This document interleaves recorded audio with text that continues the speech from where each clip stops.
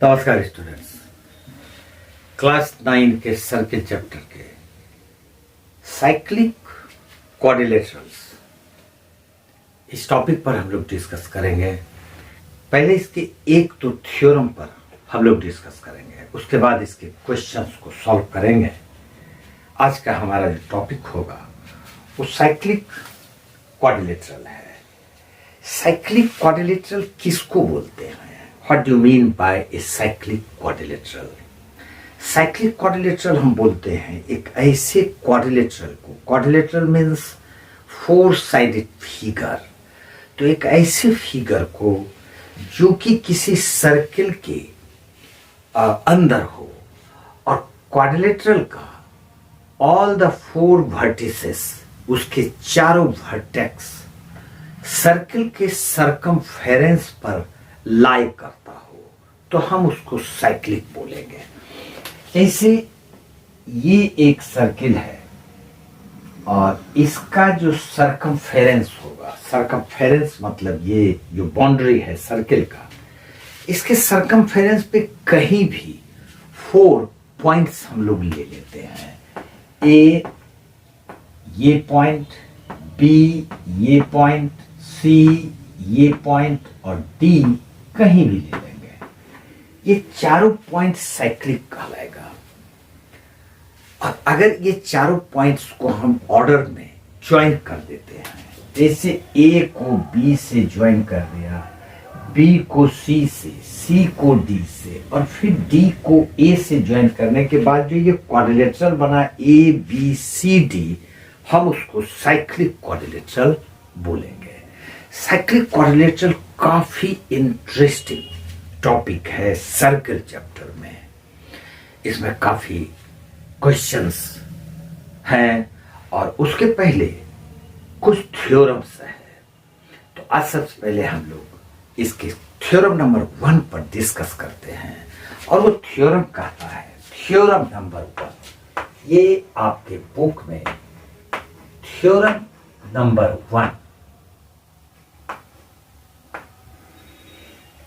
Cyclic quadrilateral topic में जो first theorem है वो है, कोई भी साइक्लिक क्वाड्रिलेटरल है, जैसे हम इसी डायग्राम को लेके चलते हैं तो इसका जो अपोजिट एंगल्स होगा वो 180 डिग्री होगा, या हम कह सकते हैं वो सप्लीमेंट्री होगा। तो कहने का मतलब है कि ये थ्योरम कहता है, इसमें हमको प्रूव करना है, टू प्रूव, ये साबित कीजिए ऑपोजिट एंगल्स। ऑपोजिट एंगल्स का मतलब एंगल ए और एंगल सी। तो angle A plus angle C is equal to 180 degree होगा। और फिर एंगल बी का ऑपोजिट एंगल डी आता है, तो एंगल बी और एंगल डी इसका भी सम सप्लीमेंट्री होगा। ये दो थ्योरम आपको प्रूव करना है साइक्लिक क्वाड्रिलेटरल में। अब इस थ्योरम को कैसे हम साबित करते हैं, देखिए सिंपली हम इसको यहां से ज्वाइन कर देते हैं और इसको यहां से ज्वाइन कर देते हैं, यानी कि जो दो डायगोनल इस क्वाड्रिलेटरल का होगा उसको ज्वाइन कर देते हैं। अब जब हम ज्वाइन करेंगे तो ये BC एक कोड है, या हम कह सकते हैं कि BC आर्क पर यहां पर ये एंगल जो बना, एंगल BAC, इस एंगल को x डिग्री मान लेते हैं, तो ये एंगल x डिग्री हो गया। मान लिया कि BAC एंगल x है। अब इसी कोड पर या इसी आर्क पर दूसरा एंगल ये बन रहा है एंगल BDC। तो सेम कोड पर सरकमफेरेंस पर जितने भी एंगल्स बनेंगे वो इक्वल होंगे, तो ये भी एंगल x होगा।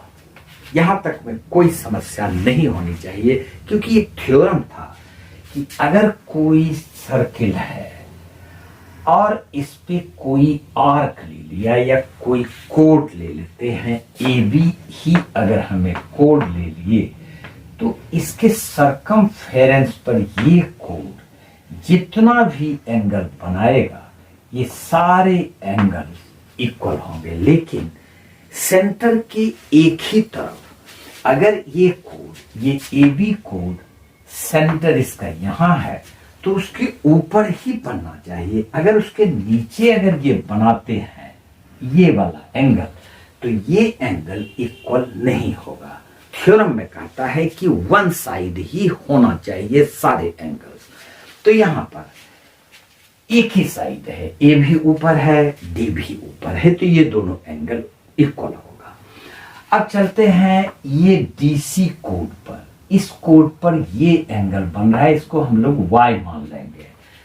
कोड इस पर डीसी ले रहे हैं या सीडी ले रहे हैं। सीडी पर एंगल सी बी डी, और इसी कोड पर, सीडी कोड पर ये एंगल सी ए डी, ये दोनों एंगल इक्वल होगा इस थ्योरम के मुताबिक।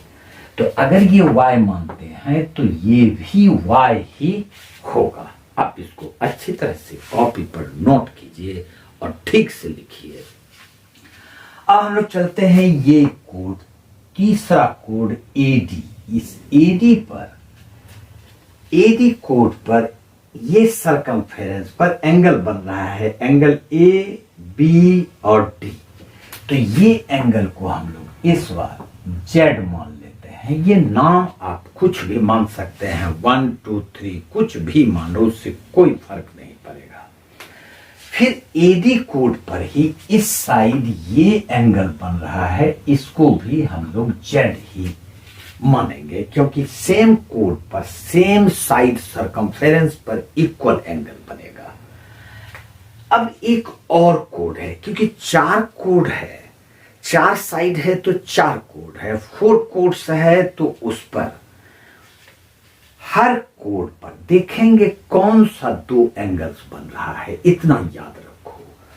तो एडी लिया, अब ले लेंगे ए बी। ये 4th side of the quadrilateral है, तो चौथा साइड का भी तो 2 एंगल फाइंड करेंगे कि कौन कौन इक्वल है।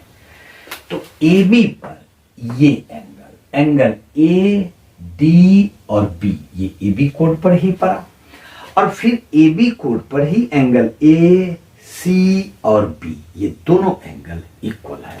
तो इस बार इसको हम लोग पी मान लेते हैं, तो ये भी एंगल पी हो जाएगा। यहां तक अगर आप लिख लेते हैं तो आपका क्वेश्चन सॉल्व हो गया। कैसे हो गया?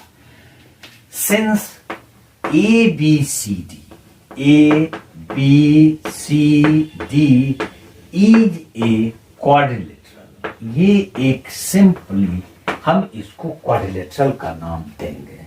किसी भी क्वाड्रिलेटरल का सारे एंगल्स का सम 360 होगा। कोई भी क्वाड्रिलेटरल हो, साइक्लिक की बात मैं नहीं कर रहा, किसी भी क्वाड्रिलेटरल के 4 एंगल्स, 4 एंगल्स का सम 360 है।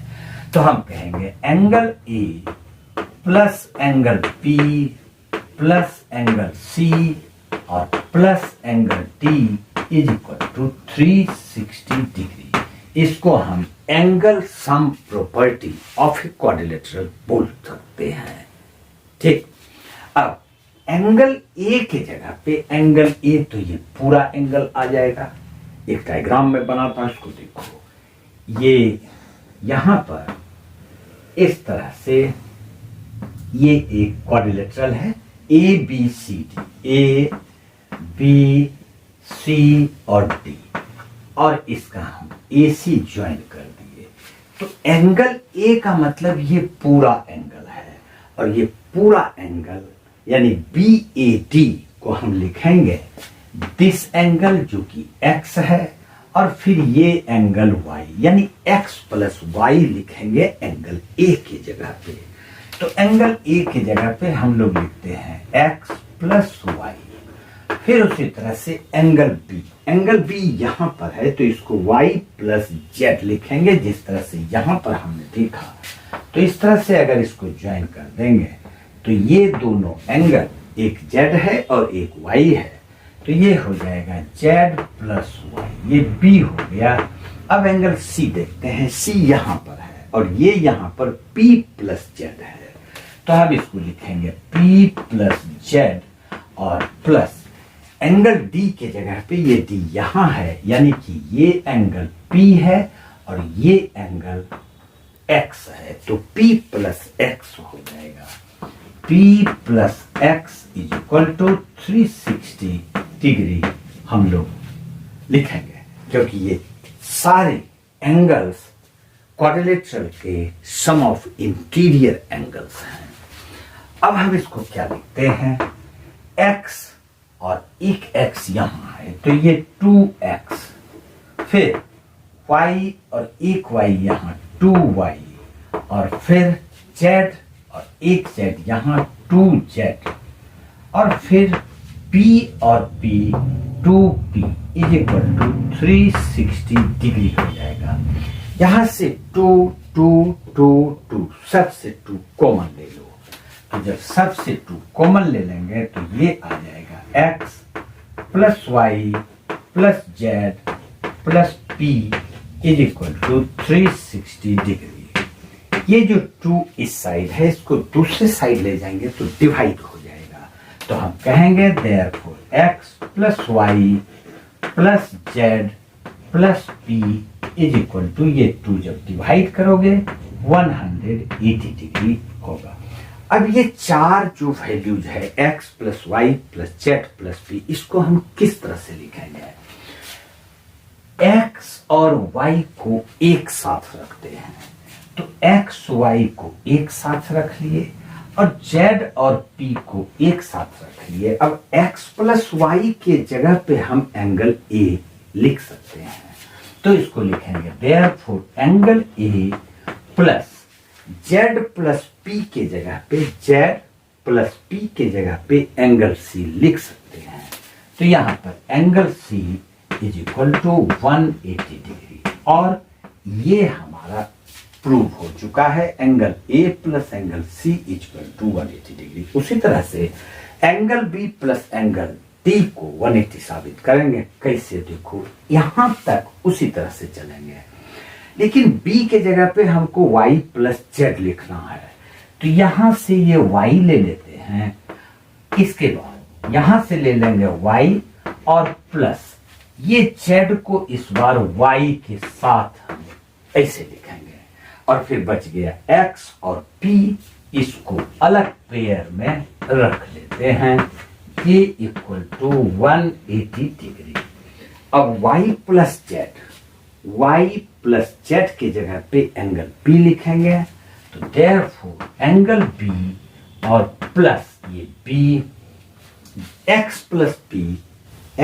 प्लस p के जगह पे एंगल t लिखेंगे, तो angle t is equal to 180 degree. और ये सेकेंड पार्ट हमारा यहां पर angle p plus angle t equal to 180 degree prove हो जाता है। नेक्स्ट थ्योरम साइक्लिक क्वाड्रिलेटरल पर ही बेस्ड है, और ये क्वेश्चन काफी इंपॉर्टेंट है, पहले वाली थ्योरम से ही ये रिलेटेड है, हम इसको थ्योरम नंबर 2 बोल सकते हैं। तो ये थ्योरम नंबर 2,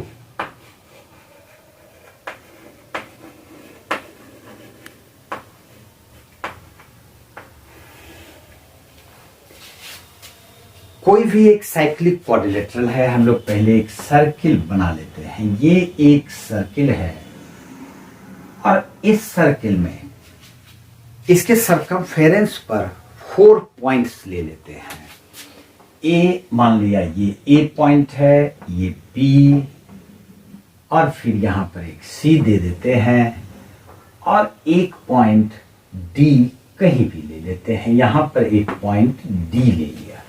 ये 4 points lie on the circumference of the circle, और जब हम इसको ज्वाइन कर देते हैं तो ये A को B से ज्वाइन किया, B को C से, C को D से, और फिर ये D को A से ज्वाइन कर दिया। तो इस प्रकार से A B C D एक साइक्लिक क्वाड्रिलेटरल है, जिस पर अभी हम लोगों ने डिस्कस किया कि साइक्लिक क्वाड्रिलेटरल का ऑपोजिट एंगल्स का सम 4 एंगल्स यहां पर हम देख रहे हैं 1 2 3 4, और कोई भी एक पेयर ऑपोजिट एंगल्स का सम सप्लीमेंट्री होगा, यानी 180 डिग्री होगा।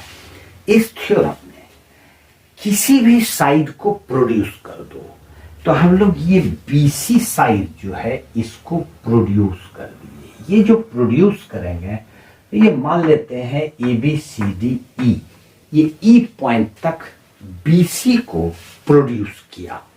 तो प्रोड्यूस करने के बाद जो एक्सटीरियर एंगल बनेगा, ये वाला एक्सटीरियर एंगल, एंगल DCE, हम इसको एक्सटीरियर एंगल बोलेंगे। ये एक्सटीरियर एंगल सामने के ऑपोजिट इंटीरियर एंगल के इक्वल होगा।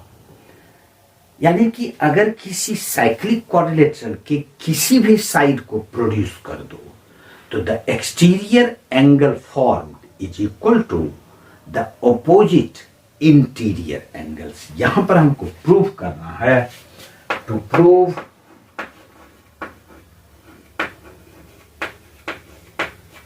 एंगल DCE जो कि एक्सटीरियर एंगल है, angle DCE is equal to ये एंगल, इस एंगल के सामने का जो ऑपोजिट इंटीरियर एंगल होगा, यानी एंगल BAD के इक्वल होगा। एंगल BAD यानी exterior angle so formed is equal to opposite angle of the quadrilateral. जो एक्सटीरियर एंगल फॉर्म करेगा ये इसके ठीक सामने के ऑपोजिट एंगल के इक्वल होगा। अब इसको कैसे साबित करते हैं? तो जो भी एक्सटीरियर एंगल बनेगा, यहां पर जैसे DCE है, तो उस एंगल को और उसके सामने के एंगल पर सिर्फ कंसीडर करेंगे। हम लोग लिखते हैं since ABCD is a cyclic quadrilateral. ये एक साइक्लिक क्वाड्रिलेटरल है। साइक्लिक क्वाड्रिलेटरल क्यों है? क्योंकि ये ABCD सर्कल के सर्कमफेरेंस पर लाई कर रहा है। ऐसा हम लोग देखें बाय थ्योरम 1। अभी जो थ्योरम हम लोगों ने यूज किया उसमें क्या था कि opposite angles of a cyclic quadrilateral is supplementary. तो हम कर सकते हैं angle A plus angle C is equal to 180 degree.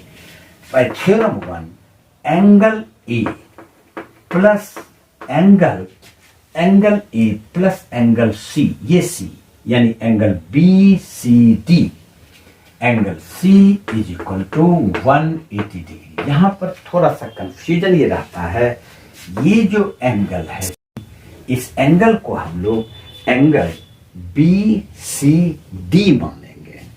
ठीक, ये इक्वेशन नंबर 1 हो गया। अब BCE is a straight line, ये लिखेंगे since BCE is a straight line. ये एक स्ट्रेट लाइन है और एक स्ट्रेट लाइन पर जितने भी एंगल्स बनेंगे, ऊपर 180 और नीचे 180, यानी कि angle BCD plus angle DCE 180 degree होगा। इसको हम स्ट्रेट एंगल बोल सकते हैं। तो BCE is a straight line, therefore angle BCD plus दूसरा एंगल यहां पर लेंगे, ये वाला angle DCE, angle DCE is equal to 180 degree. इसको हम लोग स्ट्रेट एंगल रीजन में लिख सकते हैं। ये कैसे होता है इसको देखो जरा सा। ये एक स्ट्रेट लाइन है। अब इस स्ट्रेट लाइन पर ये एक लाइन हो, ठीक, तो ये जो दो एंगल बनेगा, अगर इसको हम x मान लेते हैं और इसको y मान लेते हैं, तो हम कहेंगे x plus Y is equal to 180 degree और इसको स्ट्रेट एंगल का सम बताएंगे। स्ट्रेट एंगल बोलेंगे, लीनियर पेयर है, लीनियर पेयर भी बोल सकते हो। तो इस प्रकार से इसको इक्वेशन नंबर 2 मान लेते हैं। इक्वेशन नंबर फर्स्ट में angle A plus angle C 180 degree, equation 2 में angle B C D plus angle D C equal to 180 degree. दोनों के राइट साइड में 180 डिग्री है, तो इसका दोनों का लेफ्ट साइड इक्वल होगा। Therefore, from equations 1 and 2, दोनों इक्वेशन से हमको क्या मिलता है? From equations 1 and 2, angle A plus angle C, angle A plus angle C. अब ये एंगल सी को हम लोग, ये सी है, इसको एंगल बी सी डी लिखेंगे। Angle B C D is equal to, दूसरे वाले का लेफ्ट साइड आ जाता है angle B C D, angle B C D और plus angle D C E, angle D C E, ये दोनों इक्वल होगा। हम यहां पर देख रहे हैं कि एंगल बी सी डी और एंगल बी सी डी दोनों साइड है, हम इसको कैंसिल कर सकते हैं। ऐसा क्यों करेंगे, इसको देखो। अगर x plus Y is equal to Y plus Z हो, इस तरह का अगर इक्वेशन हमारे पास आए, तो चूंकि दोनों साइड y इक्वल पार्ट है, हम उसको कैंसिल कर सकते हैं। तो ये कैंसिल हो गए, x is equal to Z हम लिख सकते हैं। तो जब एंगल बी सी डी और बी सी डी कैंसिल है, तो बच गया therefore angle A is equal to angle D C E, angle D C E equal to angle P A D, क्योंकि एंगल ए को हम लोग एंगल पी ए डी लिख सकते हैं, पी ए डी, और equal to angle D C E. यही हमको प्रूफ करना था। ये दोनों थ्योरम उम्मीद है आप सभी के समझ में आया होगा। इसके बाद दो थ्योरम को हम लोग और देखेंगे, तब इसके क्वेश्चंस को सॉल्व करेंगे। नेक्स्ट वीडियो में हम लोग उस दोनों थ्योरम पर डिस्कस करेंगे। आज इतना सा ही। जय हिंद, जय भारत।